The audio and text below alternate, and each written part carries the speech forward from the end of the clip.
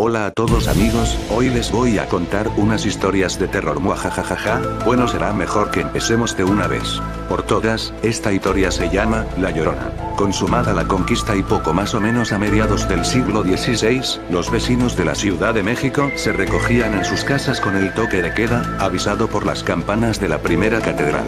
A medianoche y principalmente cuando había luna, despertaban espantados al oír en la calle, tristes y prolongadísimos gemidos, lanzados por una mujer a quien afligía, sin duda, honda pena moral o tremendo dolor físico. Las primeras noches, los vecinos se resignaban a santiguarse por el temor que les causaban aquellos lúgubres gemidos, que según ellos, pertenecían a un ánima del otro mundo. Pero fueron tantos y tan repetidos y se prolongaron por tanto tiempo, que algunos osados quisieron cerciorarse con sus propios ojos qué era aquello.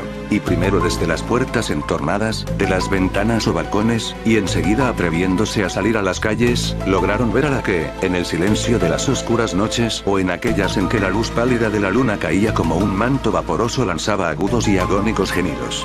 Vestía la mujer un traje blanco y un espeso velo cubría su rostro. Con lentos y callados pasos recorría muchas calles de la ciudad, cada noche tomaba distintas calles, pero siempre pasaba por la Plaza Mayor, hoy conocida como el Zócalo de la capital, donde se detenía e hincada de rodillas, daba el último angustioso y languidísimo lamento en dirección al oriente. Después continuaba con el paso lento y pausado hacia el mismo rumbo y al llegar a orillas del lago, que en ese tiempo penetraba dentro de algunos barrios, como una sombra se desvanecía entre sus aguas.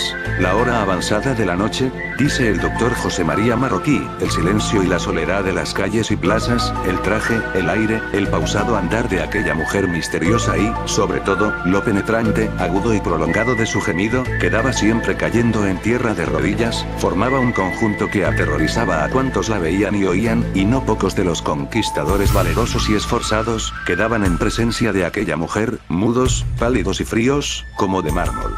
Los más animosos apenas se atrevían a seguirla a larga distancia, aprovechando la claridad de la luna, sin lograr otra cosa que verla desaparecer llegando al lago, como si se sumergiera entre las aguas, y no pudiéndose averiguar más de ella, e ignorándose quién era, de dónde venía y a dónde iba, se le dio el nombre de La Llorona.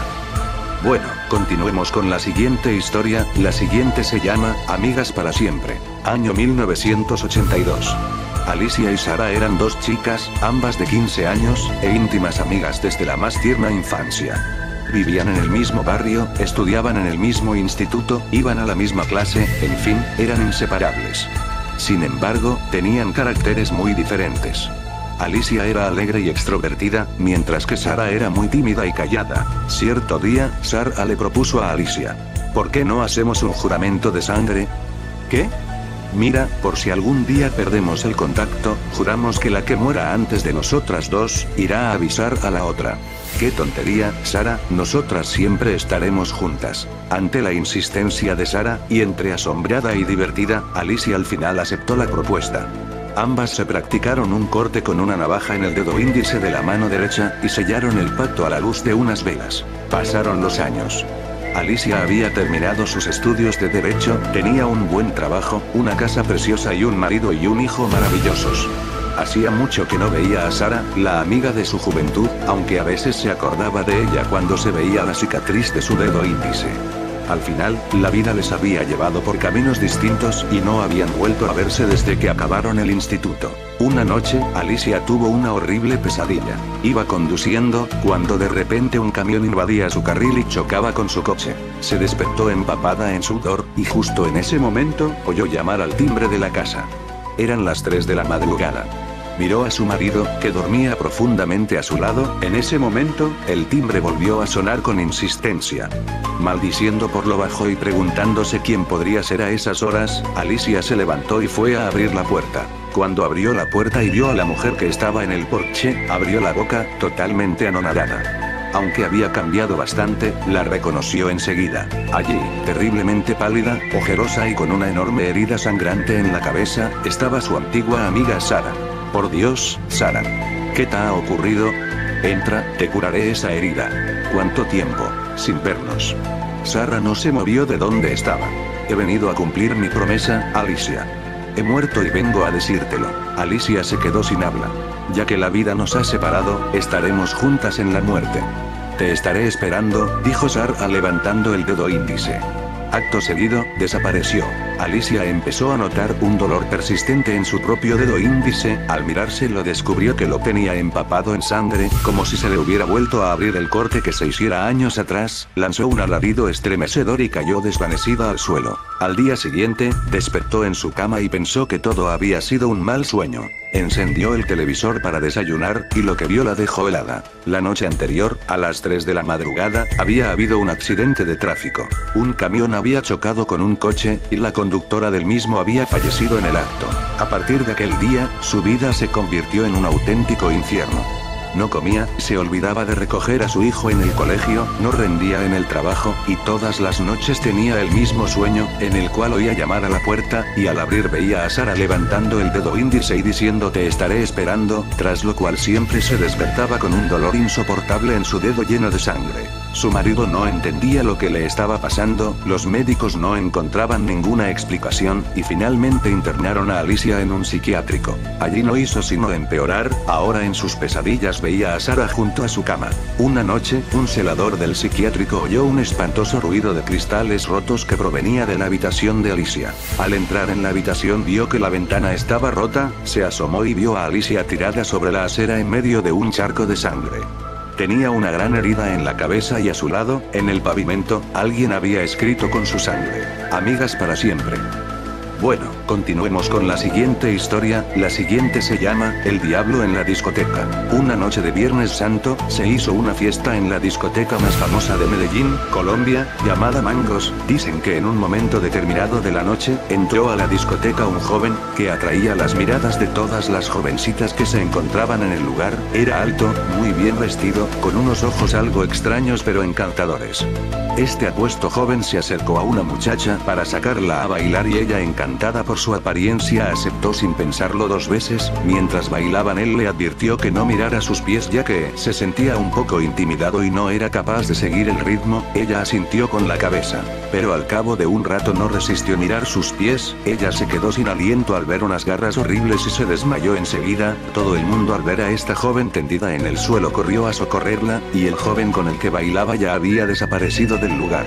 La muchacha cayó en un terrible estado de coma, y sus padres ordenaron revisar las cámaras del lugar para identificar al hombre que para creencia de todos era el culpable de su estado, pero para sorpresa suya en el video de seguridad se veía claramente que la jovencita bailaba sola por todo el lugar, lo que quiere decir que el hombre no se reflejaba, lo que ya era bastante extraño, y para confirmar esta escalofriante historia en el baño del establecimiento en uno de los espejos decía: noche de Halloween, muertos vivientes, noche de Halloween, yo revivo y riego sangre y temor entre los humanos.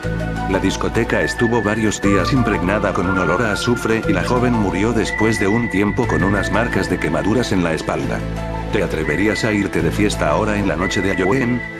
Bueno, continuemos con la siguiente historia. La siguiente se llama El colegio maldito. Todo empezó hace muchos años, en mi pueblo, que por aquel entonces solo era un pueblito más de los muchos perdidos entre las montañas de Asturias. Mi pueblo, como ya he dicho, era pequeñito, apenas tenía una pequeña plaza con iglesia, un parque, una pequeña cárcel y una escuela, con todas las casas apiñadas alrededor.